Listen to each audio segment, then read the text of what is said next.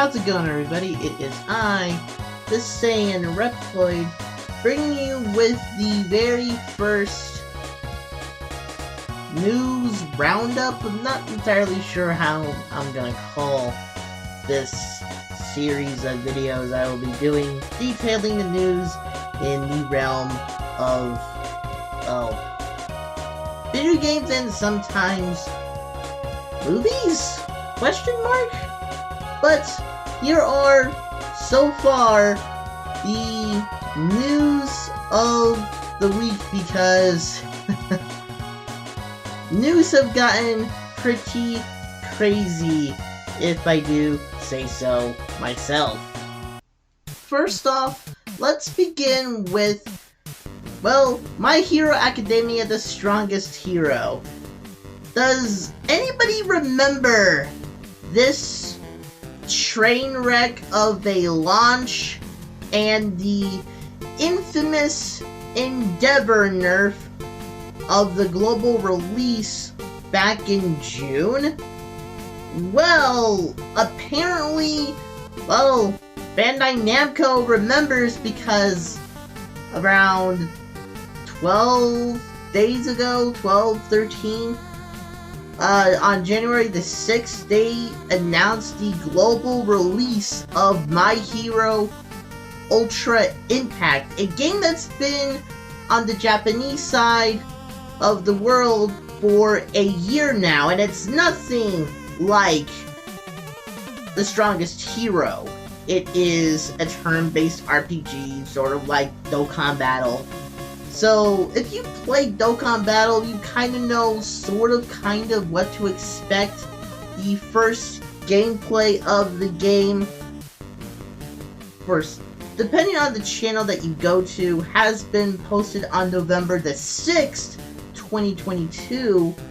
And this is the more favored game, especially if you play the global version of The Strongest Hero.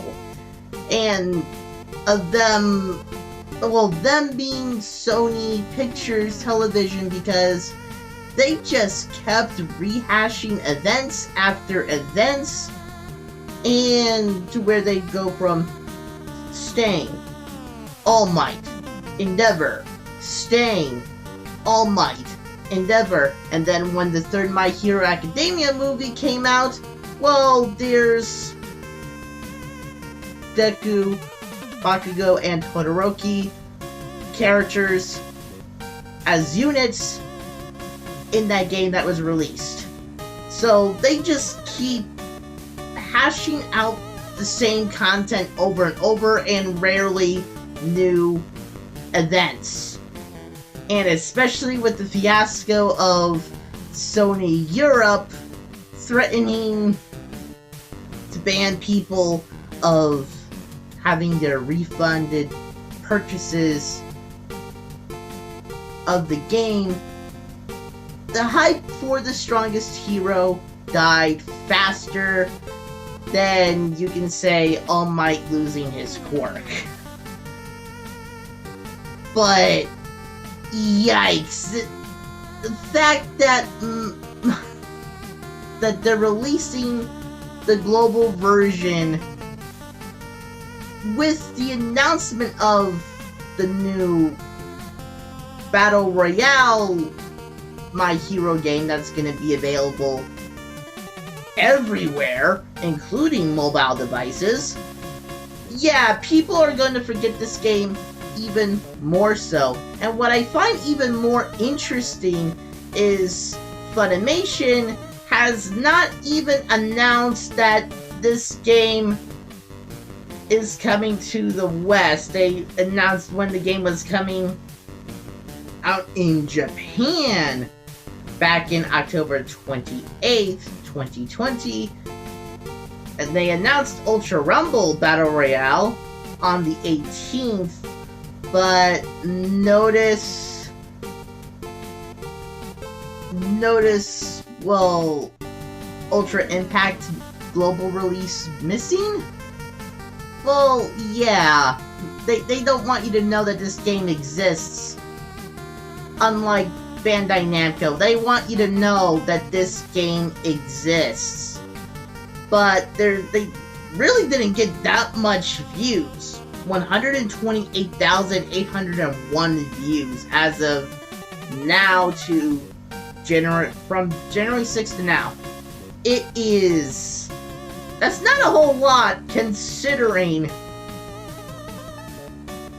the amount of views that they get on announcing the news when it comes to new video game releases and upcoming new video game releases. So I'm guessing the whole controversy of the Endeavor nerf with the strongest hero really put a negative taste of My Hero mobile content in people's mouths. But I want you to all notice something very carefully. As everyone knows, the strongest hero is still distributed by Sony Pictures Television, while Ultra Impact is distributed by Bandai. This is solely theirs. They must have seen the huge controversy of how Sony Pictures Europe handled the dumpster fire that was the Endeavor nerf, how they responded to the fan backlash, and they were like, no, you are not handling another My Hero game ever again. If that's what they actually said, I do not blame them, because that was a dumpster fire. If you remember that controversy way back in June last year, because whoo-wee, that was pretty bad. If you play over on the Taiwan version of Mega Man X Dive, whether it's the mobile version or the Steam version, you may have noticed that the Monster Hunter Rise event, the banners, and the story event has come back to the game. So if you missed out on getting your event sword to 5-star rank, now you have the opportunity to finally 5-star the damn thing. So it's actually really nice to know that the collaboration events will come back every so often, as long as Mega Man X Dive is up and running.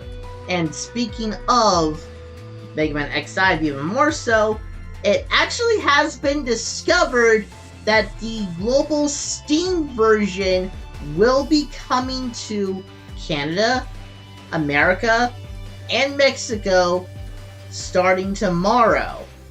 So if you've been wanting to play the game on PC without the use of a VPN, whether you have not played the game at all, don't have a Taiwan account at all, and you're just a global player, all you have to do is just go into your Steam account, download the game, and you're good to go. So you have a new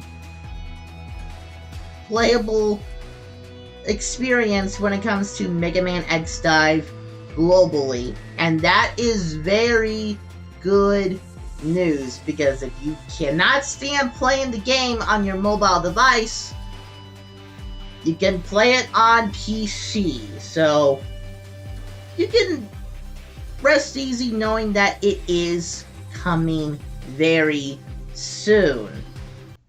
About 2 months ago, as everyone knew, Microsoft's Phil Spencer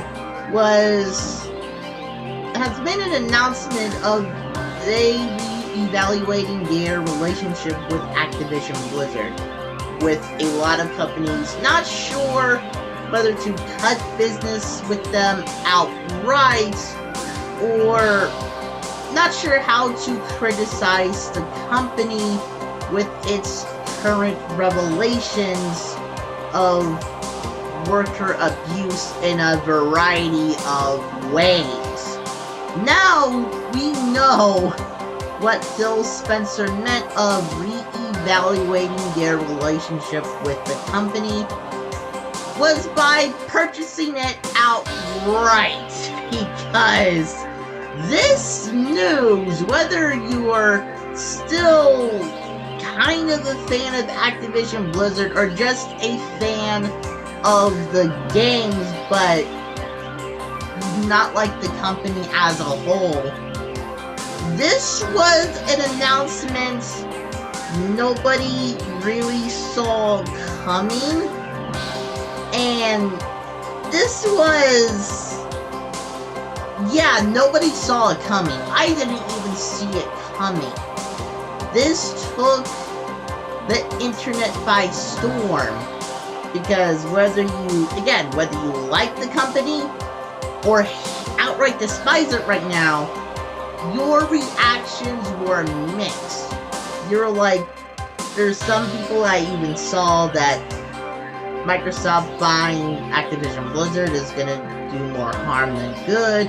People are like, wait a minute, this is cool, but why? Some were thinking, well, this was a very well played decision, because everyone was mixed on this news. I myself am mixed on this news, especially Kotaku, but saying that this was inevitable, as Thanos would say. And this, I will go over this article very briefly. Microsoft's purchase of Activision Blizzard has been momentous news today, as much for the scale of the deal as its shock value, but we shouldn't be too surprised. This was inevitable. A handful of companies have always wanted to own everything, and nothing is going to stop them. The proposed deal, technicalities dictate, I need to remind you that it still needs to be approved, involves some earth-shattering numbers. 70 billion is fake money, a make-believe sum normally reserved for national budgets and defense deals. That's a little weird to say, Kotaku, but moving on. Uniting these two companies with all these properties and those games alongside a home console and a massively popular subscription service has instantly changed the entire shape of the video game industry. But a deal like this was always going to happen sooner or later, and if it wasn't Microsoft and Activision, it would have been Sony and EA, or Tencent and Ubisoft, or someone else buying something else, because this is how it works. Video games are trapped in the same hellish systems everything else on this planet is, and are subject to the same cruelly unfair, almost dystopian rules. A very heavy take, I will say. Everything is about money. Everything. Everything is about constant growth and increasing share prices and dividends. Well, everything for us people who like to play games is getting worse. From exploitative microtransactions to poor quality launches to the looming threat of NFTs. It's as though Microsoft simply couldn't help themselves, despite the fact that they are literally already the second wealthiest company on the planet. Okay, we can see Kotaku's take is just from that small thing. They don't like it. They don't like that this is even happening to begin with. I'm not gonna continue reading the article. It's obvious. It's kind of biased of what at least Luke Plunkett's mindset is. Not sure why they allowed a that type of article to be released, but whatever, it is what it is. People have their own views of it. This is Luke Plunkett's. A completely biased and weird take instead of saying, why would they buy a company that's shrouded in controversy at the moment? It was a very weird and bizarre take. And, yeah. But my thoughts, I have no idea how I feel about the situation. On the one hand, Microsoft is currently buying one of the most expensive video game companies of all time right now. PlayStation has had exclusive deals with them for several decades. Just look at Destiny, for crying out loud, when it was under Activision Blizzard. For the time that Bungie was in that company. And now, it's Microsoft's turn. Instead of exclusive skins, weapons, and events, right now, Microsoft just is about to buy the whole thing. The whole thing, and yeah, you can kind of imagine right now, Sony is pissed. Yeah, they're pissed about how Activision Blizzard is treating their workers, but I can also imagine that they're more pissed that they're about to lose Activision Blizzard outright. And yeah, it's a very interesting time to live in. It really much is a very interesting time to live in. Now finally, with the another most insane news that was announced so far this week has been Spider-Man No Way Home lands at number 4 on all-time box office list.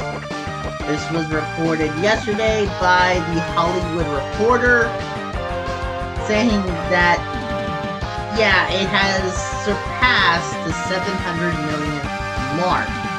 Saying on Monday, the Sony and Marvel Studios superhero blockbuster became the 4th highest grossing film of all time, not adjusted for inflation, after passing up Black Panther to finish the day with 702.6 million in ticket sales, according to final numbers for the Martin Luther King Jr. holiday weekend. So, yeah, right now, Spider-Man No Way Home has surpassed Black Panther. How much, you may ask right now? Exactly that number, 702 million domestic.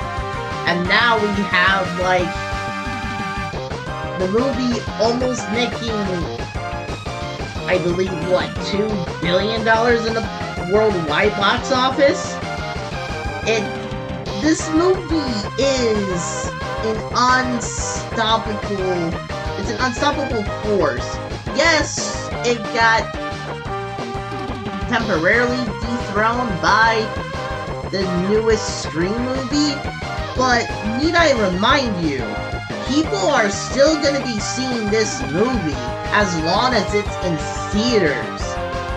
And if people continue to see this movie, it may end up being the number 3 movie of all time. And also need I remind you, this is a Spider-Man movie. No other Spider-Man movie has made this much money domestically and internationally. This is the first one to do it. And I'm not giving away any spoilers for this movie, but I have seen this movie. I want to see it again. It is the best Spider-Man movie of all time. And yes, again, it may have been dethroned by Scream, but it is most likely gonna come back and reclaim the title of #1, just like a spider can, because nothing is probably gonna stop this movie from getting more money. And I say that despite the currentness of the world we currently live in, with the pandemic still going on. And this is amazing that this movie is earning so much money, despite what everyone potentially may know of what happens in the movie already. But I will still say this. This is the most impressive feat a Spider-Man movie has ever done. And I am glad that this movie is now the #4 film of all time now. It's an amazing accomplishment. And with that out of the way, I thank you all so much for watching my very first talking about the news in this type of way in general. I thank you all so much for watching. This has been your host, the Saiyan Reploid, and I will see you all next time in the next news video. Have a good day, everybody.